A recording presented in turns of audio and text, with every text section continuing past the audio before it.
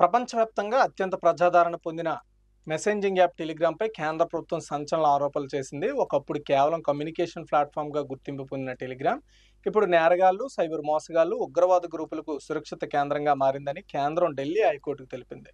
అంతేకాదు టెలిగ్రామ్ కొత్త డార్క్ వెబ్‌గా మారిందని తీవ్రమైన వ్యాఖ్యలు చేయడం దేశవ్యాప్తంగా చర్చకు దారితీస్తోంది. టెలిగ్రామ్‌పై విధించిన తాత్కాలిక నిషేధాన్ని సవాల్ చేస్తూ ఆ సంస్థ ఢిల్లీ హైకోర్టును ఆశ్రయించింది. ఈ నేపథ్యంలో కేంద్ర ప్రభుత్వం దాఖలు చేసిన అఫిడవిట్లో కీలక అంశాలు వెలుగులోకి వస్తున్నాయి. టెలిగ్రామ్ను కేవలం సందేశాల మార్పిడికి కాకుండా సైబర్ నేరాలు, ఆర్థిక మోసాలు, పరీక్షా పత్రాల లీకేజీలు, ఉగ్రవాద ప్రచారం, డ్రగ్స్ అక్రమ రవాణా వంటి కార్యకలాపాలకు పెద్ద ఎత్తుగా ఉపయోగిస్తున్నట్లుగా కేంద్ర ప్రభుత్వం ఆరోపించింది.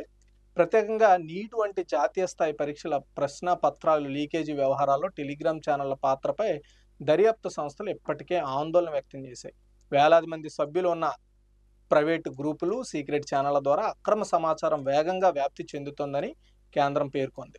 టెలిగ్రామ్లో ఉన్న end to end encryption, secret చాట్లు, అనామిక యూజర్ నేమ్ వ్యవస్థలు నేరస్తులకు రక్షణ కవచంగా మారాయని కేంద్రం తెలిపింది. ఫోన్ నెంబర్, వ్యక్తిగత వివరాలను దాచిపెట్టే అవకాశంతో అసలు నిందితులను గుర్తించడం చట్ట అమలు సంస్థలకు సవాలుగా మారిందని పేర్కొంది. మరోవైపు డీప్ వెబ్, డార్క్ వెబ్ నెట్వర్క్లతో టెలిగ్రామ్కు అనుసంధానం పెరుగుతోందని కేంద్రం ఆందోళన వ్యక్తం చేసింది. డార్క్ వెబ్లో జరిగే అక్రమ కార్యకలాపాలకు సంబంధించిన లింకులు, కాంటాక్ట్లు, ట్రాన్సాక్షన్ సమాచారం టెలిగ్రామ్ ఛానళ్ల ద్వారా పంచుకుంటున్నట్లుగా అఫిడవిట్లో పేర్కొంది. బాలల లైంగిక దోపిడీకి సంబంధించిన కంటెంట్, సైబర్ మోసాలు, ఉగ్రవాద భావజాల ప్రచారం, డ్రగ్స్ సరఫరా నెట్వర్క్ల నిర్వహణ వంటి కార్యకలాపాల్లో టెలిగ్రామ్ వినియోగం పెరుగుతుండటం తీవ్ర ఆందోళన కలిగిస్తోందని కేంద్రం స్పష్టం చేసింది.